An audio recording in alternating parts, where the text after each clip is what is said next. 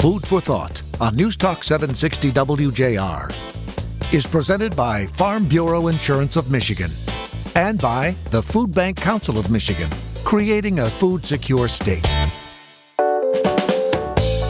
In my years as a licensed professional counselor, one principle that I observed and often repeat to myself is, you have to start where people are at, not where you wish they were. Defining reality is often thought of as the first responsibility of leadership, and perhaps accepting reality is the second responsibility. Occasionally, I find a bit of resistance in the idea of creating food security from people. I've encountered it from ideologues on both sides of the aisle who are resentful that some people are poor and need help.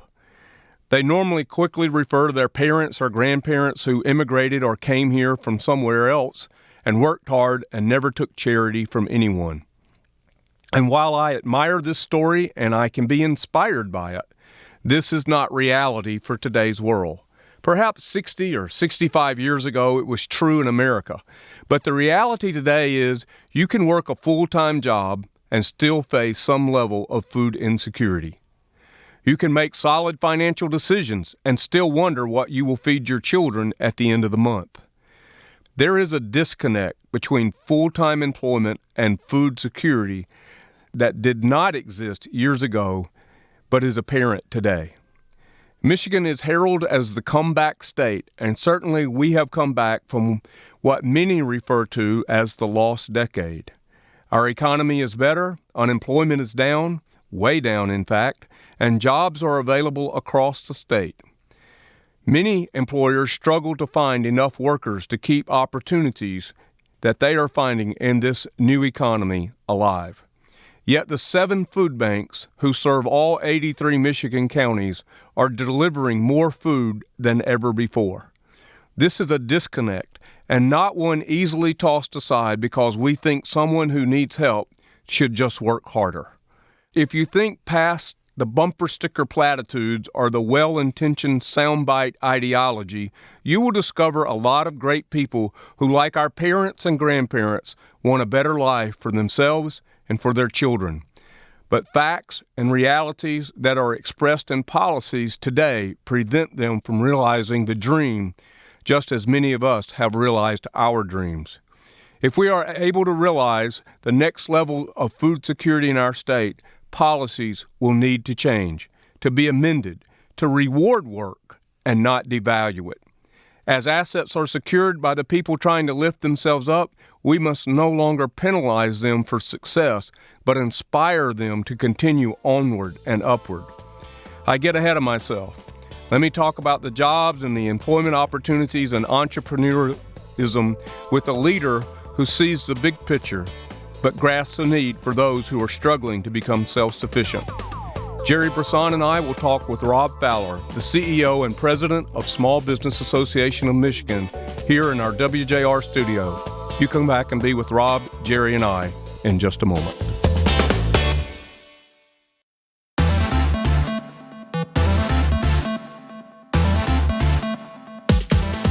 Welcome back to Food for Thought, sponsored by Farm Bureau Insurance of Michigan and the Food Bank Council of Michigan. Once again, Dr. Phil Knight. Here with Gerry Brisson. Gerry, welcome back into the studio here at WJR. My pleasure, my pleasure. It's great to have my friend and a person who I think has one of the most important positions in Michigan because, Rob Fowler, you stand in the gap for so many families in our state who are small business owners, and you represent their interest, and so we're just very excited to have you here on Food for Thought. Well, thank you, Phil. Pleasure to be here. I've been fascinated to watch what you have done with the Food Bank Association, and just delighted to be here today. Well, thank you. So let's just dive into the deep end of the pool here, and if you could give Gerry and I and all those who are listening your perspective from the Small Business Association about the economy here in Michigan, and also what, we understand unemployment is down, and that's a great thing, and so we want to tie all that into our mission as well. Yeah, I think that's a good place to start this whole conversation. It's it's an interesting time in Michigan. One of the barometers we use is what are the issues that our members are facing. And we've been doing a series of meetings out across the state that we call engage meetings, where we meet with small businesses all across the state, and we ask them one version or another of the question, what is keeping you up at night? What are the issues that you're dealing with right now? And those issues have changed pretty fundamentally over the last 3, 4, 5 years, from finding capital, finding business, marketing kind of things, to keeping employees, finding talent. And what is new, and I think maybe good for this particular conversation, is wage inflation, salary inflation, and benefit inflation. And that is meaning what it costs them to keep talent. Yes. The marketplace is driving the cost of labor up.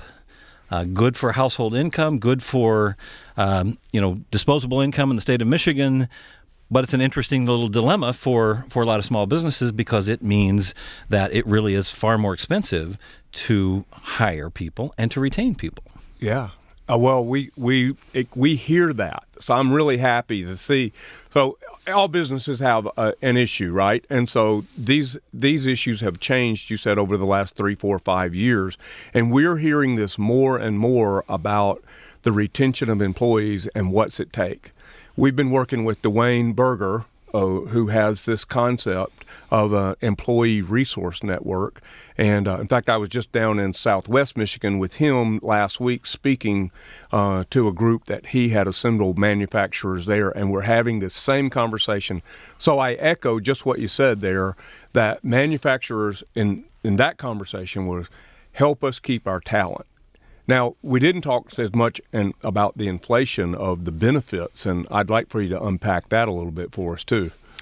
Yeah, I think one of the things a term we've used recently is the sort of Googleifying of the workplace, meaning, Google has set this standard of having cafeterias and flexible time and bicycles, right, and a fun place. And so it is interesting to see what it takes to attract young talent in particular, and to keep them. But the basics remain: its compensation and its benefits. Right. And I think a lot of employers who may have thought with the Affordable Care Act, Obamacare, that they were going to not be in the business of providing health insurance or, life or disability insurance, have found themselves still in that business because it's what's necessary to attract talent. So at a time when, people may have thought that we would have seen a sort of wholesale dumping of health insurance, for example, right, we didn't. Small businesses still struggle with that mightily because it's so expensive. But I think many of them, particularly if they're competing with larger companies in their same industry for talent, have realized they simply can't be without benefits and compete. Right. And you're facing some of those same dilemmas, challenges, opportunities. Absolutely right. At Gleaners, Gerry. There's no question. We're a small business, right? We have 100 employees and are actually quite willing to do what we need to do to help people. And so our benefits package is actually gravitates around our mission. And we say, well, what is it that people need the most? And when you look at the spectrum of employees that we have, from, very entry level to, very expert, we're talking about things like, well, what's a living wage, right? What's a living wage in the 5 counties we serve? And how important is that to know so that people want to be here? We also talk about, well, food security happens why? Health concerns is a big reason why. A crisis that comes up in a family that could look like losing a breadwinner from the home, or it might look like I have a significant car problem and I didn't budget for it. So do we have to think about things like, well, do we help people do crisis savings? Is that a benefit we can provide? Is that a matching program we can do? It's those sorts of things. But we come back to, if we're in the food security business, how can we tolerate our own staff ever being food insecure? And what are the things we can do to prevent that? We know for sure that people who are food insecure are more difficult to work with. And I don't mean that because they're more difficult in general as people, but being hungry makes you cranky. There's just no way around it. So, I mean, we do feel like we're grappling with these issues of not, cost savings, but practically speaking, what are the things we have to provide our employees to create the best possible environment? Right, and I think one of the challenges that you will have and many of our members as small businesses will have is there's this sort of line you have to find between, you may know what your employees make in income and benefits, but you don't know anything about their household income. Right, right. And you probably shouldn't. He's Rob Fowler. He is the CEO and president for the Small Business Association of Michigan. He's going to come back and talk with us in the next segment. And Rob, I want to get your reactions to the famous President Reagan quote that said the best social program is a job, and what the job outlook is like here in Michigan. Come back and be with Gerry, Rob, and I. I'm Dr. Phil Knight. This is Food for Thought on WJR.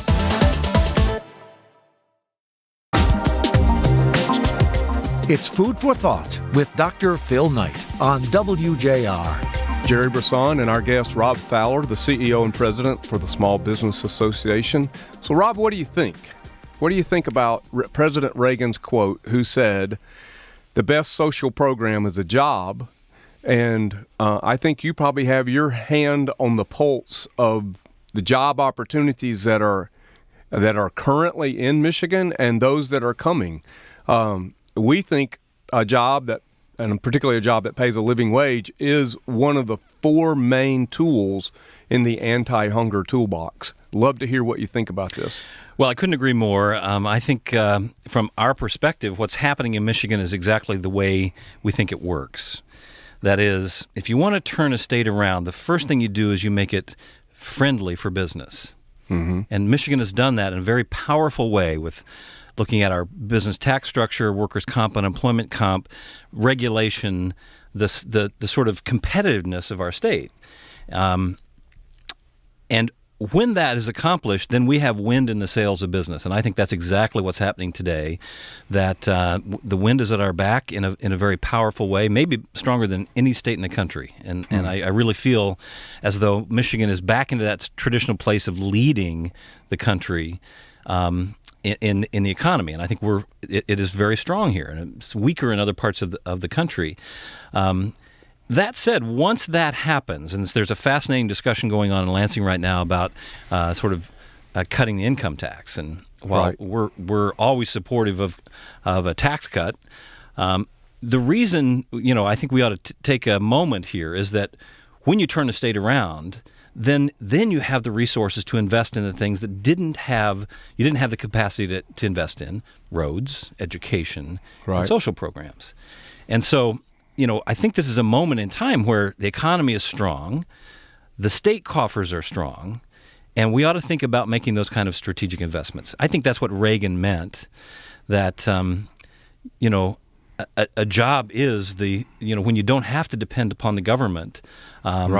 Then the government's need to fund and that sort of thing goes down at exactly a time when you could invest smart in some things that may keep people out of poverty in the first place. Yes. And I think it's a virtual circle if you can make it happen. And I think we're well positioned as a state of Michigan to make something very positive happen. But we got to be smart right now. Yeah. I echo that. I mean, we have been a bit concerned. I'd love to pay less state income tax, sure. But at the same time, I mean, we've had success. I like how you said it, the winds that are at our back, that are in our sails. But it hasn't been that long. And just because we've experienced some success and we're starting to gain some momentum, momentum's either your best friend or your worst enemy, and right now it's our best friend, and we don't want to make it our enemy by upsetting that too much. And I would echo your stance and on that. Let's be strategically smart right now and invest in some of the areas that will help us in the long term. Gerry, you're itching here. I can see I can't help myself. These are key topics, and strategic investment, particularly around our mission. I just want to throw in the wage benefit gap. We know between $11 and $17 an hour, people lose benefits faster than they gain wages, and so their effective household income goes down.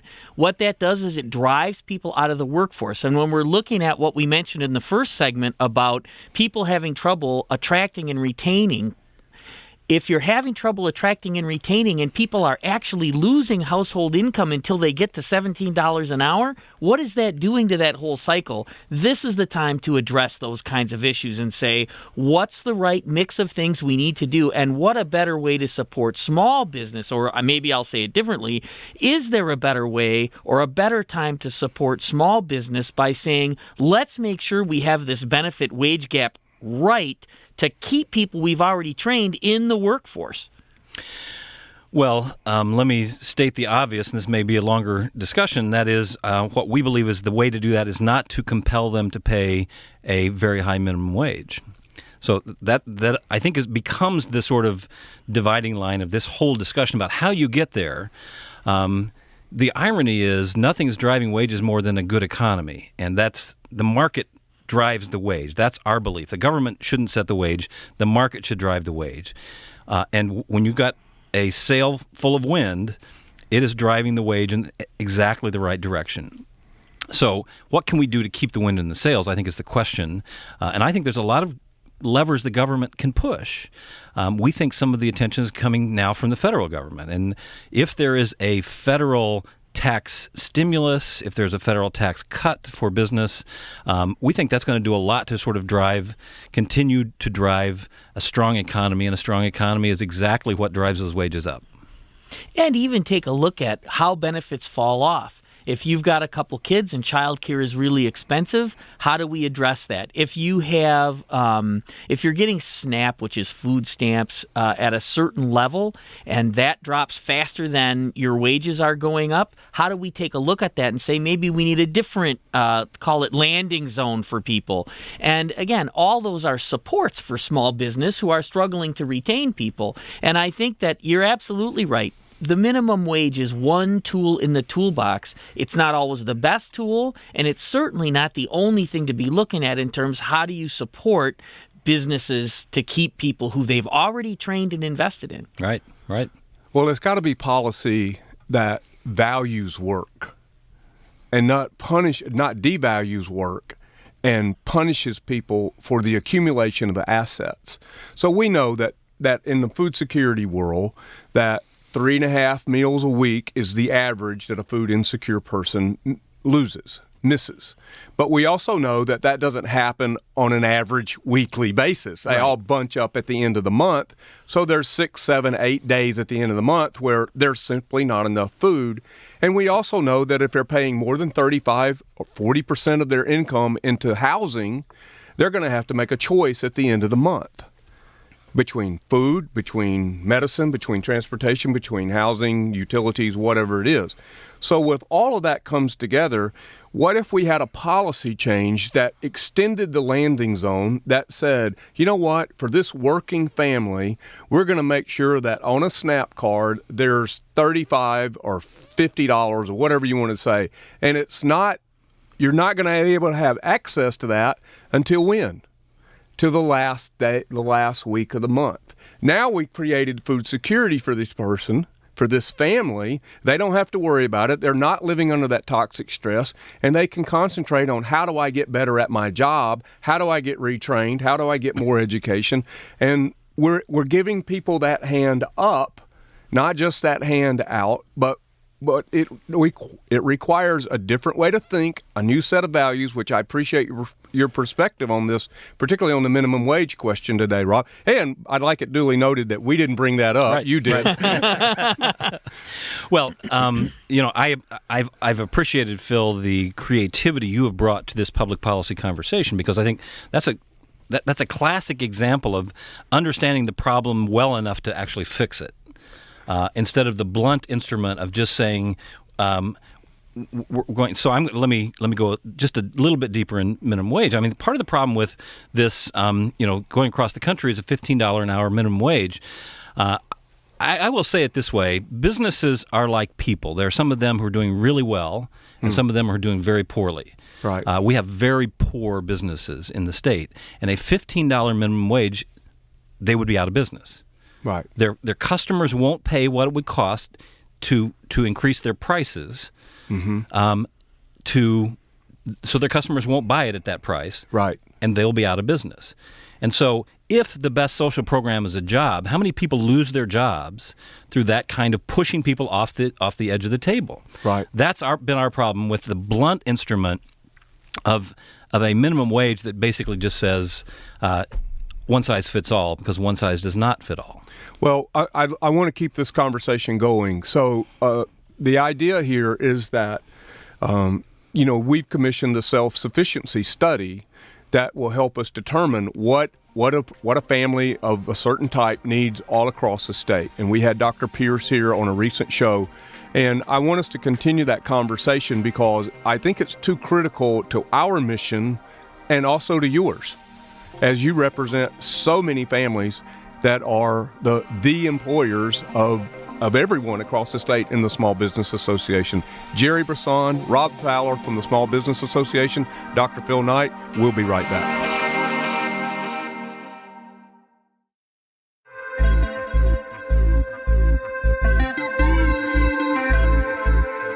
You're listening to Food for Thought with Dr. Phil Knight, sponsored by the Farm Bureau Insurance of Michigan and the Food Bank Council of Michigan, creating a food-secure state. Rob Fowler is here in the studio with us. Rob, thanks for making the trip down here. He's the CEO and president for the Small Business Association, and we're continuing this conversation. So it's really who's next up on the diving board here. So, Gerry, I guess you get to do the cannonball and jump right in. So the only dive I know, so might as well do it. I just wanted to affirm what we experience at the food bank level anyway, that you just talked about, and that is changes in policy, right? Even if a minimum wage change helps some of the people who we were serving no longer need service, we see the other side of that too, where as small businesses close and as that pressure on the economy changes the dynamics of who's going to be working tomorrow, we do also see more people coming in for help who used to have a lower paying job that they don't have anymore. And that's part of the reason why we think these business relationships are so important for us to have if we're going to have a food secure community. You have to look at the full range of tools available to solve the problem. And we understand there is downward wage pressure from globalization, right?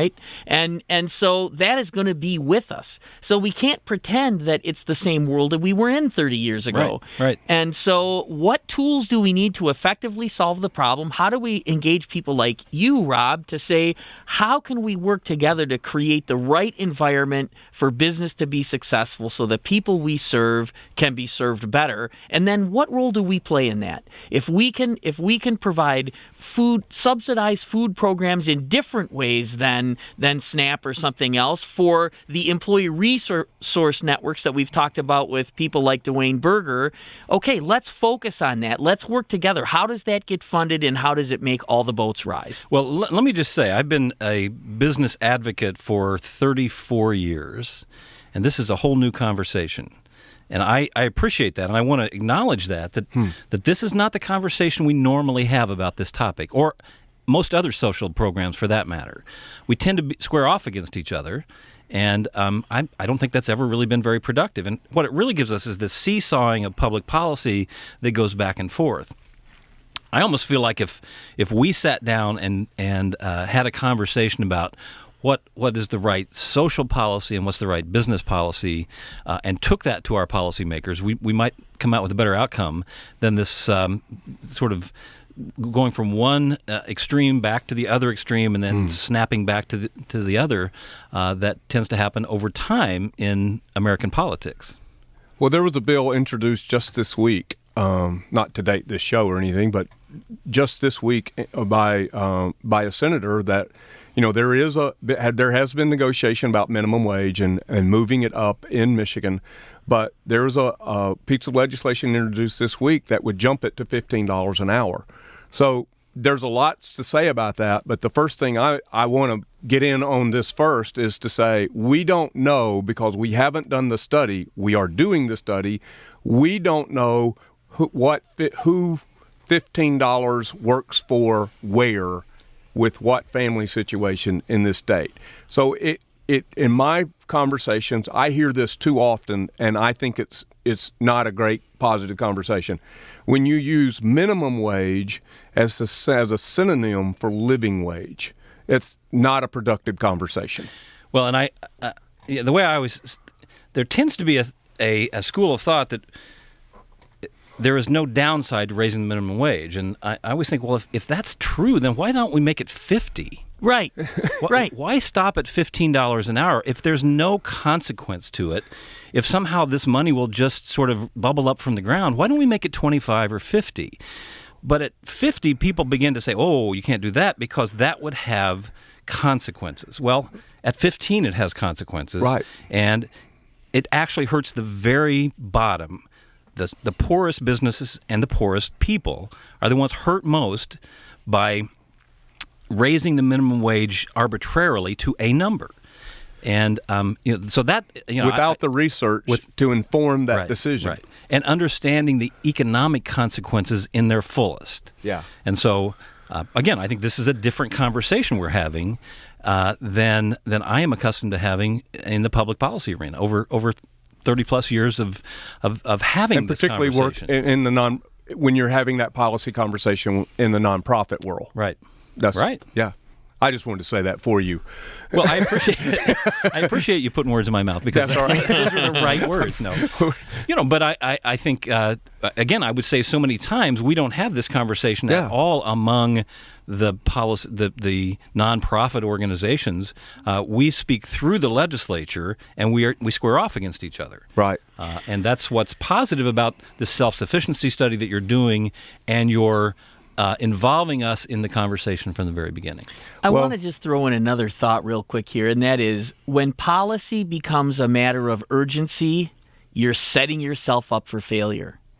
It should not be that way. Policy should be what you come to after deliberating and really imagining all of these various factors that we're talking about so that it's not a matter of urgency. Now, I'm in the urgency business. The people we serve are hungry, and they're suffering because of that, and there's a great urgency about our work, but that urgency should not drive bad policy. Well, I couldn't agree more, and I think now is the perfect time to have this conversation. This is when the economy is good, when we are not in a desperate situation with great numbers of people who are coming to your food banks, when there's a relatively good economy. It's a great time to have this conversation about what's the long-term solution to this problem, as opposed to doing it in the heat of the moment. Yeah, couldn't agree more. Yeah, I think that's really one of the objectives of Food for Thought. Is when we started this adventure, we wanted to be able to have different and better conversations about solving problems. And we said in the very opening show that we want the show to be solution-focused, not problem-centered. And we're not going to defend what doesn't work, no matter what ideology it might be wrapped up in or whose. Because our mission is to create food security, and we're absolutely convinced that this conversation with work, about work, we have to be a part of that conversation, and we appreciate you being willing to come down. And I didn't want to have this conversation over the phone. I love phone interviews. They're great. But this dialogue, this back and forth is pivotal for us to complete our mission. So it's a great conversation. Phil, I just want to say before we wrap up here, you have started a conversation in Michigan that I think people need to understand, and that is a bold vision to wipe out hunger, to completely eradicate hunger. I don't think people talk about that. So often you talk about managing it or looking at it sort of week to week and month to month, but this is a vision to eradicate hunger in the state of Michigan.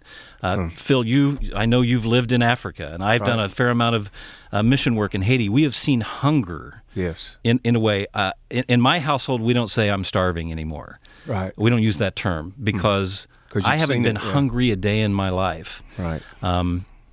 But to have that kind of vision, to actually do away with food insecurity, I think is a whole different conversation. And I applaud you for raising it and bringing it up in the way that we're having this conversation today. Well, thank you, Rob. I appreciate it. I appreciate you being here and being open to this conversation. And I think there's so much that we can accomplish together for the state of Michigan and mostly for the people that are here. Gerry, last word. The last word is everybody wins.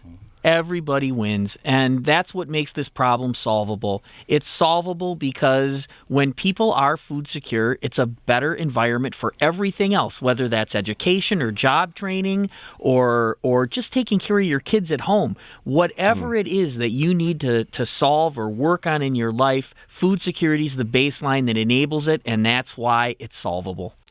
And now a Farm Bureau Insurance of Michigan moment. Calby Garrison, the chairperson of the State Young Farmers Committee with the Michigan Farm Bureau Board of Directors as well. The State Young Farmers Committee is doing some tremendous work. Could you tell us a little bit about that?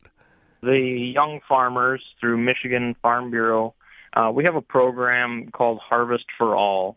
Michigan farmers pride ourselves on producing an abundant supply of high-quality, healthy food, but we also understand that we have neighbors in our own backyards that struggle every day putting food on the table, and we decided to take action.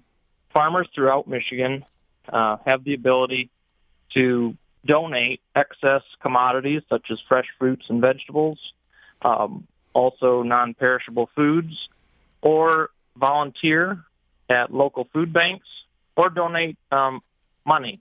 We encourage all of our local farm bureaus at the county level to participate in some way at a local food bank or maybe a regional food bank in some way to help out. And so the young farmers especially, the way that we've participated in the program is that we have what we call the Young Farmer Leaders Conference every year. And at that, we raise money for the Harvest for All program. One of the ways we do that is through a live auction. Another way is through what we call Change Wars. We have 11 districts throughout Michigan, and so it's kind of a little competition between the districts raising money for Harvest for All. And so then the winner receives a small prize. But in total, between our live auction and the Change Wars at this year's Young Farmer Leaders Conference, we raised over $9,000. Wow.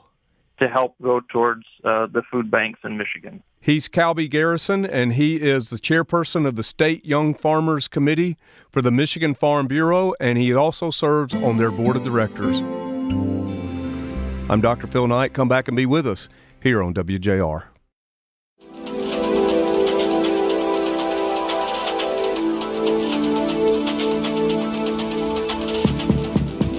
It's Food for Thought with Dr. Phil Knight. Gerry Brisson, CEO and president of Gleaners Community Food Bank and the chair of the Food Bank Council Board. What did you think about Rob Fowler's conversation with us? In a word, encouraged. I mean, here's where we need to be. When we have people from across the political spectrum agreeing this is solvable, and it's solvable because we all win when it's solved. When we have that kind of affirmation, we know we're onto the right solutions. We've said from the beginning we want to be solutions-oriented. We know that small business is a huge part of the answer for all kinds of social problems, but certainly for food security. You have a like-minded person in Rob who's saying, I agree. Let's find the solutions together that drive all of the success we need, and that's going to help get to a piece, right? And a pretty important piece of where we need to be to say food security is actually ended. Yeah, I agree. I think you're exactly right. And, and this is, we said this during the breaks in the between segments, this is important for you to say and it's important for me to say, but we live and work in this world, right? Here's one of the top business leaders in Michigan who is saying, yeah, you guys have convinced me it is solvable, and I see the business interest in solving it. I see where people win, families win, businesses win, education wins, healthcare wins, win. Everybody loves to win. I mean, come on. And to say, I've never had this conversation like this before between the nonprofit world and the business world. And I think if we could continue to have this conversation, I'm envisioning a conference, a meeting where we generate that work product, that we come up with the plan, the blueprint, so to speak, to solve hunger in and across Michigan. And just to affirm another thing that Rob said, and that really is your leadership on this, Phil, has been tremendous. It's much appreciated. It's more than a breath of fresh air. It is a shot of energy into what people can often feel is an old mission with old ideas. It's a critical mission with new ideas, and you're really being the catalyst for these conversations and helping to drive solutions. And on behalf of all of the other food banks of the Food Bank Council of Michigan, I just want to say thank you for your leadership. Well, you're very kind. I appreciate that. It means a lot to me coming from you and from Rob. And I think there's conversations that we need to have, we should have, and that we can have. Because, I'm like you. I'm encouraged from the idea that here's one of the top business leaders in the state who has his pulse on not just unemployment and not just job opportunities, but policies that affect all of us, who's saying, I want us to have these conversations, and I think if we could sit down together, we could probably get someplace, get some work product done, get something that would be deliverable to our policy makers in order to say, here, this is what we need in order to solve this and to really make life better across the board for those who need it most. Amen. Well, it's great. So thanks always for your availability and expertise in this field. You're a thought leader for all of us here, not only in Michigan, but across the entire Feeding America network here in America. And I guess I just come to the place where I should offer a little food for thought, and I'm going to share a quote. And that quote is from Confucius, who simply said, "In a country well governed, poverty is something to be ashamed of. In a country badly governed, wealth is something to be ashamed of." So I think if we can take the pulse of the political climate across our nation today, we could determine for ourselves which of those two countries we're living in. And I think that conversation definitely has to change. And one of the places we want it to change is right here on Food for Thought on WJR. Thanks everyone for listening. We'll be back next week. Food for Thought has been a presentation of Farm Bureau Insurance of Michigan and by the Food Bank Council of Michigan, creating a food-secure state.